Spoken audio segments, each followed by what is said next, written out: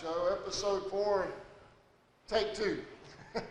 Coach, I appreciate you coming back tonight and helping me redo this thing from last night. Great show last night. Just had a little bit of volume issues again. Manchester Saturday night, great game. Lots of rushing yards. Had a few nicks and dings and bruises the other night. You want to talk about that real quick? Well, you know, going up to Mercer's is such a great atmosphere. Our players, our band, our cheerleaders, and the fans that went up there, I think they really enjoy the atmosphere playing in that stadium up there at Mercer University. And last year we had a great experience playing up there, and this year was no different against Manchester. Manchester, going into this thing, we knew they had a new coaching staff, and we kind of felt like we knew what to expect from looking at their scrimmage, but yet there's still that unknown. I'm really am pleased with the way our players came out and gave a great effort once again. From the scrimmage with Pierce County, the thing we encouraged our kids to do was just give effort, give great effort always, and they did the same thing in this game. And I think that was a big key to victory for us, was just our great effort. Like every week, and whether no matter what level of football you watch, whether it's high school, college, or pro, there's always an injury report, and we're no different here. Andrew Lee, who ran 2 plays for 73 yards, and then also had a long touchdown of, I believe, a 73-yard touchdown. The play he got hurt on, he had no gain, so he has a hip issue. I don't know if he'll be ready, probably very unlikely. And his backup, which went in and played the rest of the night, was Eric Daniels, and he had 13 carries for 179 yards, filled in quite well for Andrew. And then also our kicker's probably out, Thomas Johnson. He has also a hip injury and a groin muscle injury on his kicking leg, which is not where you wanted to have it on a kicker, but he has it, so we anticipate him being out also. So that's two big injuries right there that we've suffered, and of course you have a lot of the bumps and bruises that kids either have to decide whether or not it's injury or pain, and they have to decide whether or not they can play with it. And so, but those are the 2 big injuries we have right now. Of course, is Andrew Lee, who's probably out, and our kicker, who's probably out. And they may be out for more than 1 game. I don't know, but right now I know as we're doing this on a Wednesday evening, I know they're out probably for this week. So that's kind of where we stand with the injuries, and kind of have to next guy up mentality and keep on going. All right, Coach. Saturday night we get up to Macon. We start off with a big run by Andrew. Eric comes in, just Katie bar the door. He did a fantastic job in there. He really did, and Eric is a good football player, and that's probably the biggest compliment you can give him, is that he is a complete football player. He helps you on special teams. He helps you in the return game, like I mentioned, special teams. He's also an outstanding running back in his own right, and he's a very good defensive player, one of our better defensive players. He recovered a fumble along with his 179 yards rushing, and even at the end we took him out. I think if we gave it to him a few more times, you're looking at a guy that's probably around 200 yards on the night. So that's really good with an average of 13 yards a carry, 3 touchdowns. He also had 3 touchdowns. So great job by him. On the offensive line, I feel like the offensive line continued to get better. And without a doubt, our best offensive lineman right now is Andrew Chesser. Andrew is he's a senior offensive guard, and he has done a great job for us. And he had a great night. Can't say enough about the job he did for us. And Eric Daniels is one of our players of the game. He was definitely the player of the game from the offensive side of the ball. So really proud of the job that Eric did. He had a big game. The offense just set the tempo after Andrew. Then Eric doing what he did, just nobody. We all knew it was good. 179 yards? Yep, on 13 carries. 13 carries, that's a nice average. Yep. Take that every week, wouldn't you, Coach? Sure would. Be hard to get beat. All right, let's switch over to the defense a little bit, Coach, if you don't mind. Dasher and Burrows and company just picked up right where they left off right after Pierce. Defensively, that right there is the strength of our football team right now, is the defensive side of the ball, and that defensive line with Omar Lewis playing one defensive tackle, and Tion Burrows, who had 6 tackles, playing the other one. And then, of course, Michael Dasher. A year ago, Michael Dasher left this game on crutches, tore his ACL in this game. But this year, he did a great job, just dominated the line of scrimmage. He had some series where he would completely single-handedly took care of the series by causing fumbles, and he recovered a fumble. He had 3 tackles, but again, those tackles were for losses. Just an outstanding job by entire line right there. Michael Dasher was one of our 2 defensive players of the game. The other one was, our other defensive player of the game was number 24, Dalton Mazzell. Now, Dalton had a great game, had 4.5 tackles, and a lot of those tackles were touchdown-saving tackles. Did a great job there. So defensively, we're really pleased with the job that they did, and our leading tackler was Bryant Sloan, inside linebacker, big guy inside, number 22. And Bryant was just fantastic at linebacker. So really pleased with the job that our defense did. And I know we talked about turnovers. Turnovers were incredible. A.J. Bill had 2 interceptions. A lot of guys will finish the season with 2 interceptions, and he had one in his very first game starting at free safety, so great job by A.J. And then also we had the 2 sacks, no turnovers, but they're big plays behind the line of scrimmage by Omar Lewis and Jamie Shellman, and of course the fumble recoveries by Michael Dasher, who caused the fumble and then recovered it. And then also, I think the second fumble was also caused by Michael, but recovered by Eric Daniels. So a great job by those guys as far as the turnovers, and awesome job with the defensive side of the ball. Yeah, they did a fantastic job on the turnovers and on the defense. With the going over the stats a little bit, they're just phenomenal defensively and offensively. And then and we talked about a little bit last night with the passing game. You rush for 329 yards. If you're pressing them, you're just getting the first downs, you're doing good. It is. Our style of football is to really do anything we want to do offensively. We want to be able to throw the ball when we want and run the ball when we want. And Saturday night, our passing game is nowhere where it needed to be. I think we threw the ball very well against Pierce County 2 weeks ago. But again, we didn't throw the ball very well. We had 13 passes, 8 completions for not many yards, and we just felt like our passing game just wasn't on for whatever reason. Jimmy didn't have his best night, which happens at times, and that's understandable. It's going to happen. He's played a lot of great games for us. First year out, he's a 10-game winner at quarterback, and of course this year has yet to been beaten at quarterback. But again, passing game is a big emphasis this week. We're working hard on it. We believe we really have got to get the passing game going. Our passing game complements our run game. We at times almost feel like we'd like to pass first and then complement that with the run. Saturday night it didn't work that way. We really had to rely on the run game. But this week, with that tremendous defense we're going to face against Sante Fe, we got to be able to do both to have any success at all. Manchester head coach, his first year, we initiated him rather well. Were they going to come back and do it again next year? Well, next year the schedule changes altogether again, and I really don't know what the future holds for our schedule because there's going to be reclassification, which could be a whole nother night of discussion. Something that Jesse Cruz can come on sometime, and Jesse Cruz can explain to you all about the reclassification because it's a complicated formula right now.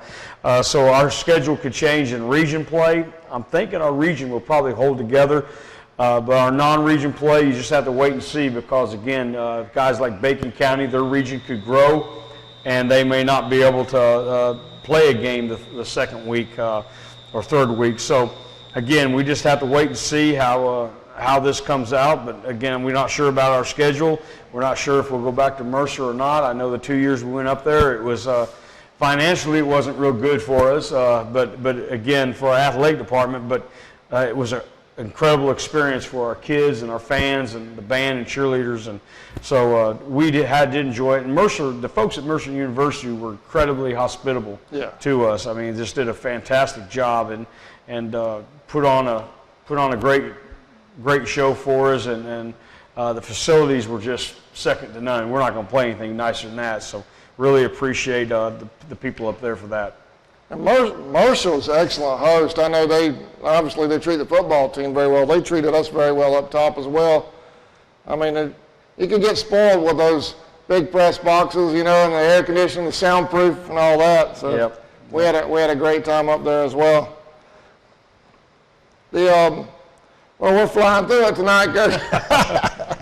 Hey, let me ask you, Saturday night, early on, both teams had a little bit of exchange there where there was a little bit of fumbleitis on both sides of the ball. I know there was a lot of rain up there earlier that day. Was the turf wet down there? No, the turf was in good shape. It wasn't that bad. It was. I think a lot of that goes to early in the season. Being early in the season, you're just not going to. Once the season continues to go along, you're going to see things getting better.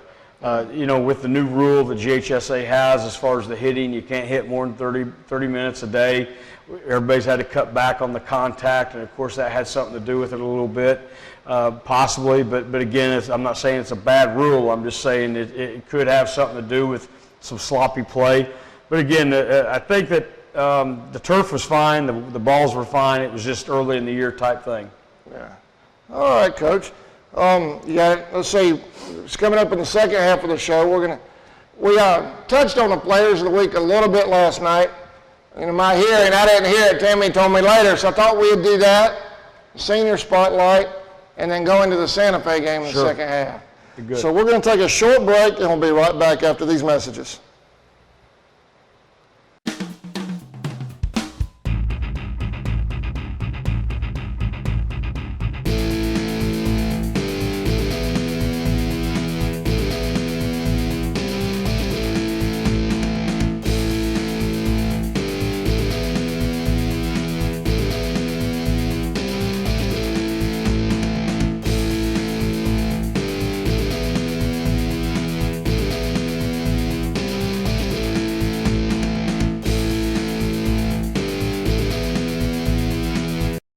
Welcome back to the Coach Mack Show, episode 4, our Sante Fe edition.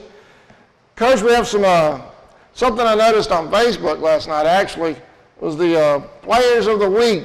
I know you want to go over that? Brother Ray McMillan helps me out with this. He gets Jalen's involved and gets from Jalen's, he gets these coupons for a free meal for him. So we pick out Players of the Week each week, and this week's Players of the Week, of course, is Eric Milton. Stepped up. We didn't know he was going to play any offense, but he turns around and has an incredible offensive night with 179 yards on 13 carries for 3 touchdowns.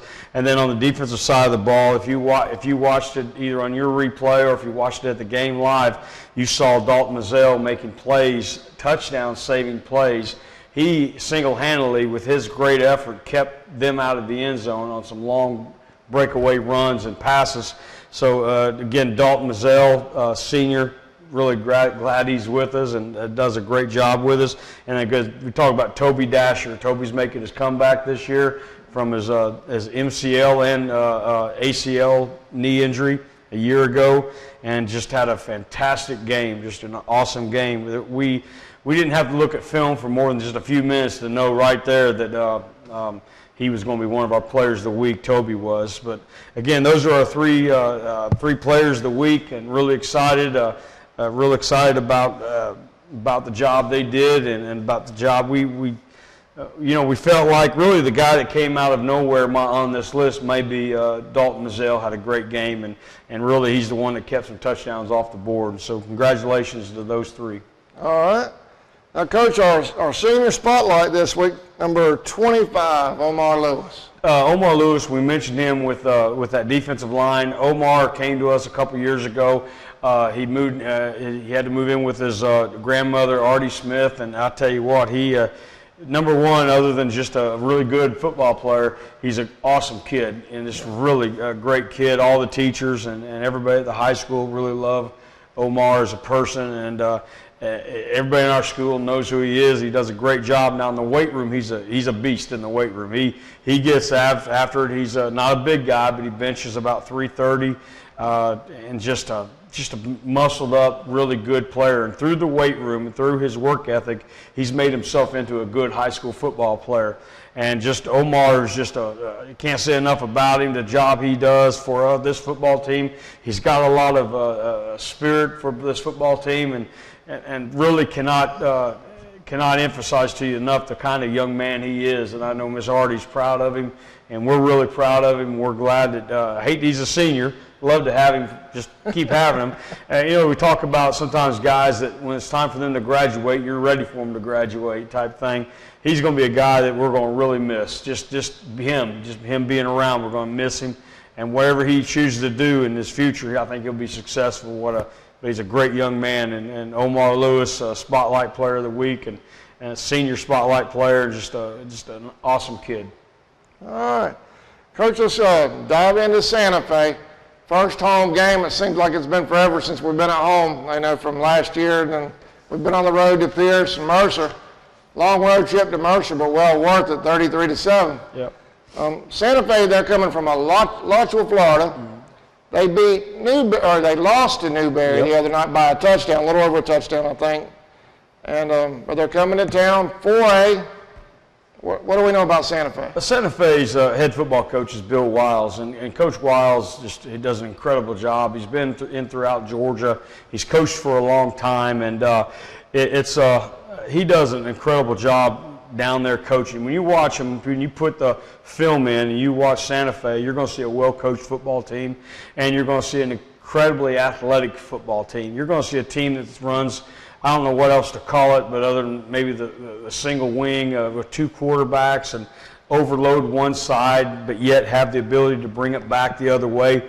And just a very well-coached offense, tremendous athleticism all over the field. Even the big guys, the offensive line, defensive line, are all also great athletes. And they're very good in high school weightlifting. In Florida, there's competition weightlifting in the wintertime, and those guys are very good in competing in weightlifting.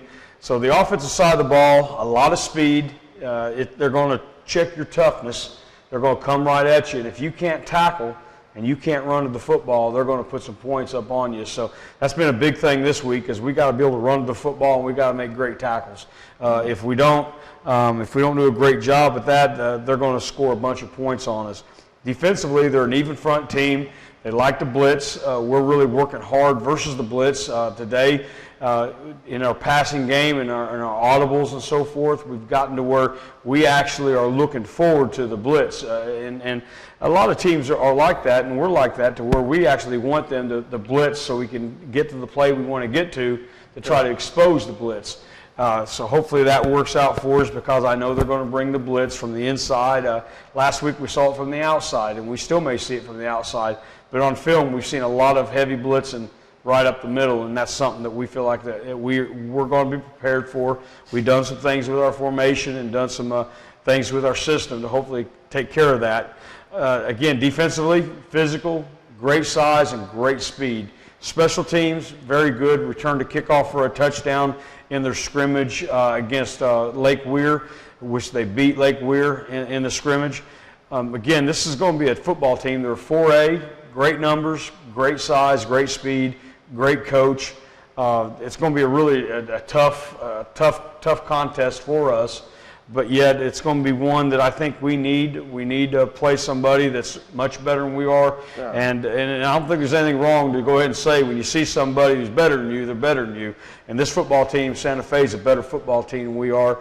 And we're going to have to play our very best, eliminate our mistakes, to have a chance to compete with them. And that's really, I hope our kids continue to play hard all the way through the game. I hope that at the end of the game, we're still there competing with a chance to possibly win the game. But again, Coach Wiles' team, Santa Fe, is an incredible, well-coached, athletic, physical football team, 4A team, big school. They have a lot of tradition down there. They've produced a lot of college talent. They've produced some NFL talent. Adrian Peterson, who was one of the greatest players to ever play, possibly the greatest player to ever play at Georgia Southern, and then played for the Chicago Bears for, I believe, 9 years there. We're familiar with Adrian Peterson because he's been around here. His wife's from this area, so we've had a chance to meet him several times. Also, his brother Mike Peterson, who played for the University of Florida and then went on to play in the NFL. I remember him with the Falcons. Another great player. They also have a defensive lineman who is doing a great job with the Minnesota Vikings. So again, they're a community and a program that produces college talent, NFL talent, so you know what kind of players they're going to come in here. And when our fans see them come onto the field, you're going to see a big, strong, physical football team that runs a similar offense to Clinch County. A lot of misdirection, the single wing, incredibly athletic at quarterback. Really? Just a fantastic athlete at quarterback and very well coached, makes a lot of good decisions. So we got to step up our game. We got to take it up a level. We've got to improve from last week. And I told our kids we cannot be at all satisfied with the effort from last week. We've got to get better each and every week, because the competition's getting better and the competition's getting tougher. So hopefully our kids will step it up this Friday. I know the crowd will be a big crowd. I hope we can fill it up. Sante Fe has heard that this is a great place to play here in the Swamp, and I told him it was, and I told him, I don't know about our football team, but I can guarantee you our band's going to beat your band, and we got great cheerleaders. I don't know how our football team's going to do, but anyway, I told him, I said, it's going to be a great atmosphere. We're going to have a big crowd, and you're going to enjoy playing here. Our facilities, our visitors' locker room is good. Our field's in great shape. Charles King takes care of that and in some great shape. And I told him their kids are going to enjoy playing here.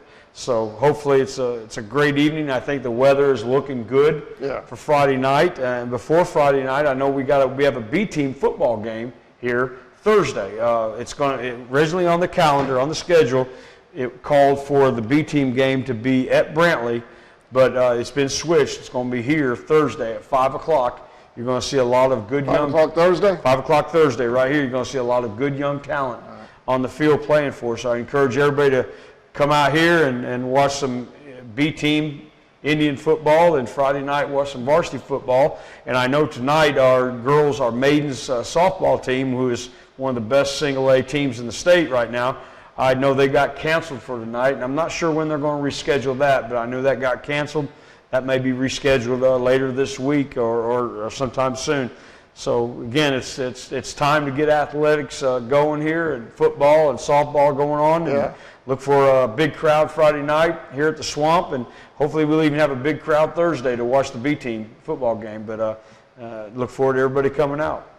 I'm excited about all week long it's busy around here. You got the maidens tomorrow, B team Thursday, varsity Indians Friday, and but the atmosphere around here, I know we've talked about it before. On Friday nights around here, the whole community comes out. It's an event. It really is. It really is. Look forward to seeing a big crowd out here Friday. All right, Coach. Well, we'll see y'all Friday night. We'll see you Thursday at 5 up here. Mm-hmm. Tomorrow will be over at Maidensfield. They're Playing Wilcox. Wilcox is coming to town. And then Friday, obviously, Sante Fe comes to town. Let's pack Indian Field, sell it out. You can watch our replay later. You out of town, folks, it'll be live on charltonsportsnet.com on the NFHS network. And we appreciate you watching the Coach Mack Show. Coach, thank you for coming back a second night. I appreciate it. No problem. Y'all have a great evening. Got it.